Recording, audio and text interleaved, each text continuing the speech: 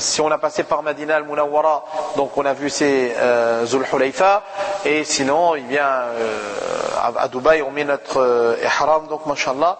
Lorsque à partir du moment où on a déjà fait le niyat, donc le niyat, rappelez-vous bien, faites vos 2 rak'at namaz a fini, il faut découvrir la tête tout de suite, puisque la tête ne peut plus être couverte lorsque on est en état de ihram.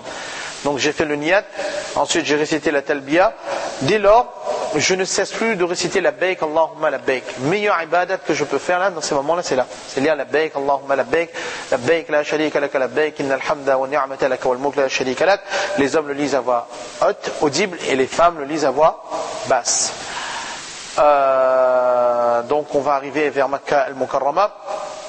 Lorsque l'on va arriver à Makkah al-Mukarrama, eh bien on va aller à l'hôtel. Alors, pratique, hein, question pratique, je vous explique. Vous allez voir, avant d'arriver à votre hôtel, c'est pas facile, hein, c'est pas que vous allez arriver, vous allez sortir de l'aéroport, vous entrez dans un bus et vous allez directement à l'hôtel. Lorsque vous allez arriver à l'aéroport, généralement, on va contrôler vos passeports. Ensuite, vos responsables du Hajj vont vous dire de vous asseoir un instant. Ils vont aller dans un bureau qui s'appelle le Muassasa. D'accord? Là, les pauvres, il faut faire beaucoup de doigts pour eux. Il ne faut pas penser que ces gens-là, eh bien, ils ne s'occupent pas de vous. Ils font énormément de travail. J'ai eu l'occasion, certaines fois, d'aider certains amis dans le Hajj. Croyez-moi, il faut savoir. Il faut savoir. Donc, vous allez partir. Vous allez certaines fois leur demander un bus pour 48 personnes. Ils vont vous dire, j'ai un bus de 33 personnes. Et si tu veux un bus pour 48 personnes, il faut attendre demain, après Namaz Zohar, pour avoir ton bus. Et nous, on est déjà arrivé à 3h du matin. D'accord? Donc, nous on est fatigué, on attend, on voit la personne qui arrive, on dit ben, c'est demain après Zohar, on va partir. Donc nous généralement, qu'est-ce qu'on est amené à penser? Ben, il est en train de se moquer de nous, il ne veut pas s'occuper de nous. Mais non, c'est pas dans sa main ça. Parce que c'est un contrat, on a passé avec le ministère du Hajj. Les bus, tout ça, c'est pas les organisateurs qui gèrent. C'est le ministère du Hajj qui a déjà lui signé un contrat avec les sociétés de transport et c'est lui qui gère. Et il vous donne en fonction du nombre de personnes qu'il y a dans votre groupe et par rapport au nombre de sièges qu'il y a dans le bus, etc. C'est des choses très carrées et c'est en fonction de la disponibilité qu'ils vont donner. Donc vous allez rentrer dans le bus. Pendant tous ces moments-là, vous pensez à vous restaurer, à faire votre talbiya, à ne pas vous égarer en médisant, en calomniant, en s'occupant des autres, etc. Faites votre ibadat. Pensez tous les jours, dès votre départ, à tirer un moment entre vous, pour les hommes et pour les femmes, à prendre le livre Fazaïl al-Hajj de Mawlana Zakaria rahmatullahi alayhi et faites ta'lim. Se rappeler les fazilat, les vertus du Hajj, c'est important, même si on a déjà lu. 5 minutes, 10 minutes, on s'assoit, on fait un peu de ta'lim, Fazaïl al-Hajj, ça va nous redonner, mashallah, le shawq, l'envie d'accomplir les bonnes actions. Ensuite, vous allez rentrer dans le bus. Lorsque vous allez rentrer dans le bus, eh bien, vous allez passer un post-contrôle. On va vous contrôler. Alors, dès lors que vous arrivez là-bas, jusqu'à votre retour, votre passeport ne sera plus avec vous. D'accord? Donc, il ne faut pas avoir peur. Quand la première fois on va Hajj, on dit, mais comment il fait? C'est la tête de mon passeport. Moi, mon premier Hajj, eh bien, on a perdu, c'est-à-dire, on a égaré mon passeport et on a retrouvé, mashallah. Mais il ne faut pas s'affoler, on retrouve. Alhamdulillah. Donc, ils vont mettre dans une caissette. Vous allez avoir ils vont prendre votre passeport. Ensuite, on va aller à un autre endroit. Là, ils vont aller dans un bureau qui s'appelle le bureau du Muassasa. Ils vont déposer vos passeports là-bas. Tout ça, ça prend du temps. Donc, tout compte fait, quand vous arrivez à votre hôtel, il y a des personnes qui sont âgées, il y a des femmes, il y a des moins jeunes. Il y a des gens qui sont pressés d'aller faire tawaf tout de suite. Pourquoi? Parce que si on a fini tawaf, mais ils sont dans l'état de ihram. Il ne faut pas que tawaf nous fait ça comme un fardeau. C'est un acte d'amour, ça. Chaque pas que je fais là, Allah pardonne un goulam. Chaque pas que je fais, Allah il donne un sawab. Chaque pas que je fais, Allah il lève. C'est pas une affaire banale ça, tawaf. Tawaf faut faire avec khushu', tawaf faut faire khudu', avec dévotion. D'ailleurs, pourquoi quand on fait tawaf, on nous dit regarde pas Kaaba. Regarder la Kaaba en faisant tawaf, c'est makruh. Regardez la Kaaba, retenez ça bien. Quand vous faites tawaf, regardez la Kaaba, c'est makruh, c'est déconseillé. Et quand vous observez les gens, ben souvent tout le monde, ils font quoi? Ben ils font tawaf, après ils font coucou à la Kaaba comme ça. Ils font comme ça. Pourquoi? Ben, souvent il y a des gens, c'est au bout de 50 ans, ils viennent à Makkah, ils sont devant la Kaaba, ils sont heureux.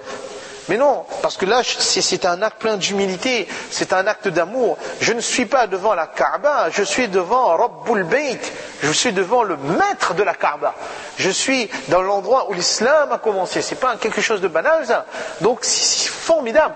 Donc, je tourne, c'est avec beaucoup de dévotion.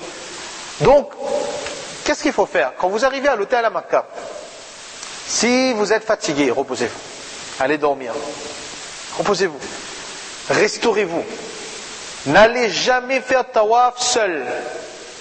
Si vous êtes arrivé à Makkah la première fois, même si vous êtes débrouillant, si vous êtes déjà allé en Chine, vous êtes déjà allé en Europe, vous êtes déjà allé aux États-Unis, c'est pas grave. Mais là, allez pas tout seul. Faites-vous toujours accompagner par quelqu'un d'expérience. Les femmes, n'allez pas toutes seules.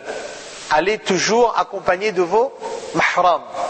Allez toujours accompagné de vos mahrams quand vous allez faire votre tawaf. Vous allez, donc, vous êtes prêts, on donne bien les consignes, si on est à 4, on est à 4, si on est à 12, on est à 12, que voilà, on va ensemble, etc. Pour faire tawaf, il faut être en état de wuzu, n'oubliez pas. Très important, qu'est-ce qui peut arriver? Beaucoup de gens, ils attachent leur ihram avec des épingles. D'accord? Mais quand vous attachez vos ihrams avec des épingles, des fois ça peut vous piquer. Et chez les Hanafites, l'écoulement du sang casse le wuzu. D'accord? Donc, si quand vous êtes en train de faire tawaf, le wuzu a cassé, il faut recommencer. Donc, il y a des choses, c'est des précautions à prendre ça. Ce que je vous dis, j'ai déjà vu. On a commencé le tawaf avec des gens qui n'avaient jamais fait hajj. On fait le premier tour, boum. Et c'était des personnes, il fallait bien s'en occuper, ils étaient âgés, etc. Allez faire wuzu. Maintenant, de Masjid al-Haram, allez trouver un endroit pour faire la personne wuzu, etc. Donc, tout ça, faites bien attention. Vous allez, quand vous rentrez dans le Masjid al-Haram, donc on donne des portes bien précises pour rentrer, mais vu le nombre de personnes, pas à la porte où vous pouvez vous rentrer, vous marchez les yeux baissés, jusqu'à ce que vous arrivez au mataf. J'avais dit tout à l'heure, c'est quoi le mataf? Mataf, c'est quoi encore? L'endroit où on fait tawaf. Jusqu'à ce que vous arriviez là, ayez le regard par terre. Ensuite, vous êtes debout devant la Kaaba. Quand vous regardez la Kaaba maintenant, ce que ça va passer dans votre cœur, vous demandez avec Allah. Ce que vous allez demander avec Allah est accepté. C'est un moment unique dans une vie. J'ai eu la chance d'accompagner mon père, ma mère et mon épouse pour leur premier hajj. Ils étaient tous les trois à côté de moi. Et lorsqu'on est arrivé devant la Kaaba, je leur dis baissez la tête, baissez la tête, baissez la tête. Et lorsqu'est arrivé le moment, plutôt que de regarder la Kaaba, moi je les ai regardés. Et c'était comme si j'avais appuyé un bouton, on voyait les larmes qui coulaient comme ça. Direct sur 3 personnes. Parce qu'ils voyaient la Kaaba pour la première fois, tous les 3. Donc c'est un moment extraordinaire ça, dans la vie de quelqu'un qu'il faut vivre. Qu'il faut vivre. Et à ce moment-là, Wallah, laissez-vous aller. Et les ulama ikram disent que le meilleur dua qu'on peut faire, eh bien c'est quoi? Et Allah, accepte tout ce que je vais te demander. Combien de choses on va demander? Fais de moi un mustajab ou da'wa. C'est-à-dire tout ce que je vais te demander, Wallah, accepte-le. Et là, demandez à Allah, demandez avec Allah, et Allah. Là aussi, très important. On est en train d'expliquer comment faire le hajj, les actions juridiques. Mais ne mettez pas ça seulement dans votre tête. Masla, masla, masla. Pensez au côté spirituel du hajj, ces moments-là, ça il faut pas rater. Vous êtes devant la Kaaba, à ce moment-là, Ya Allah, Ya Allah, Ya Allah, tu m'as donné hidayat, Ya Allah, Ya Allah, j'ai fait telle bêtise dans ma vie, Allah, pardonne-moi, Ya Allah. Ajib, pleurez devant Allah, pleurez devant Allah. Que au moment où vous allez entamer votre tawaf maintenant, que vous êtes une autre personne. Vous êtes une autre personne. Je connais quelqu'un qui allait accomplir. Sa vie a changé comme ça. Il a construit un masjid dans un pays, l'un des plus beaux masjids de son pays. Comment? C'était un grand commerçant. Il n'avait aucune relation avec Din. On a fait Hajj ensemble. Il a eu des miles avec Emirates. Donc avec son frère, il a dit comme ça qu'on va aller à Hilton se reposer à Madina. Pas pour faire Umrah, pour aller se reposer.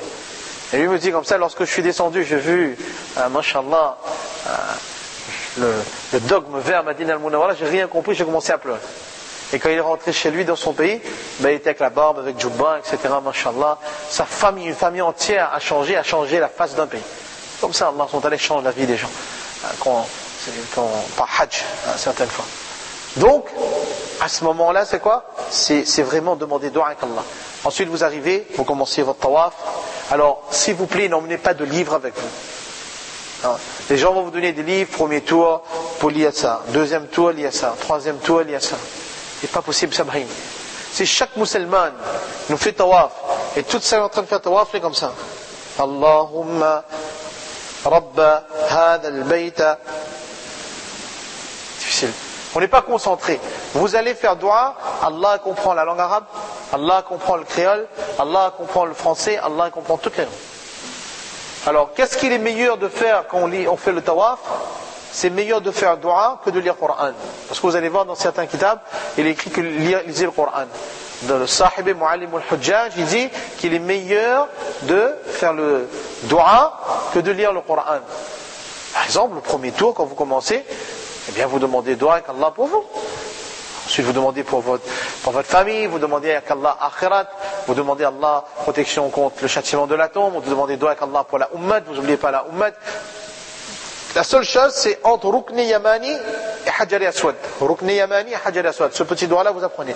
Rabbana atina fi dunya hasanatan wa fil akhirati hasanatan wa qina adhaban. Tout le monde connaît ça? Ceux qui ne connaissent pas, vous apprenez. Simple. Rabbana atina fi dunya hasanatan wa fil akhirati hasanatan wa qina adhaban. Entre Rukni Yamani et Hajar Aswad, vous allez lire ça. Donc vous n'oubliez pas, quand vous arrivez, regardez la lumière verte, Bismillah, Allahu Akbar, et c'est parti. Et je commence, je ne regarde pas la Kaaba.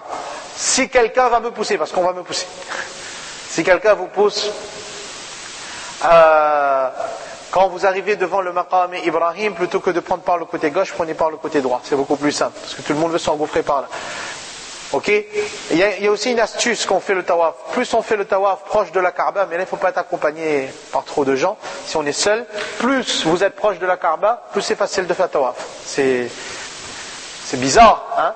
Parce que c'est un effet d'optique généralement. Puisque quand on arrive, on voit justement tellement de gens, et il y a des personnes qui vont jamais oser faire tawaf dans le mataf. Ils vont monter à l'étage.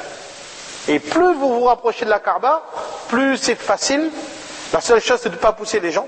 Vous allez à votre rythme tranquillement et vous faites. Il y avait Mufti Rehan Balbolia avec nous dans Ramadan. Lui, sous le soleil, il partait, mashallah. Il faisait 6 à 7 tawaf dans Ramadan comme ça, sans aucun problème. Et en se rapprochant de la Kaaba. Donc ça, c'est des choses qu'il faut... C'est des astuces.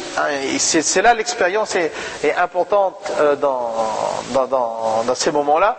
Mais sachez en profiter. Et puis, bien sûr, lorsqu'on fait notre premier tawaf, on va aller en groupe. Mais sachez, réservez des moments en intimité pour vous, vous seul et Allah. C'est beau ça. Dans la nuit, par exemple, vous allez devant la Kaaba, vous faites votre tawaf, et là vous parlez avec Allah, vous vous adressez avec Allah, vous pleurez devant Allah. C'est des moments que personne n'aura vu sinon vous et votre Seigneur. Et ça, c'est des moments qu'il faut penser à réserver. Donc, quand vous avez fini votre tawaf, vous avez 2 raka'at wajibut tawaf à faire. 2 raka'at wajibut tawaf à faire. Normalement, l'endroit où on fait ça, c'est derrière le maqam Ibrahim. Impossible. Clair? Impossible à faire. Il y a des gens qui font, hein. Il y a 2 personnes qui font sajda, après il y a 4 personnes qui font escadron militaire comme ça. Oui. Tout le monde pas les chants pour rien. Donc, l'endroit où on gagne, on fait notre namaz. On a fini. Ensuite, qu'est-ce qu'on va faire? Eh bien, on va boire de l'eau Zamzam. Alors, on ne peut plus accéder au puits de Zamzam maintenant. Donc, on prend les bidons là où il y a, on boit notre eau Zamzam, on fait dua avec Allah tranquillement. Ensuite, on se dirige vers Safa. Lorsqu'on arrive vers Safa, on se tourne vers la Kaaba. Il y a un autre stilam à faire. Stilam de la Kaaba. D'accord? Donc, on fait dua avec Allah. Safa, Marwa. Donc, Safa à Marwa, ça fait un tour. D'accord? C'est pas Safa, Marwa, Marwa, Safa 1. Il y a une année à des réunions, ils ont fait 14 tours. Donc c'est pas 14 pour faire, c'est 7, sinon après il n'y a plus marché. Donc, Safa, Marwa 1, Marwa, Safa 2.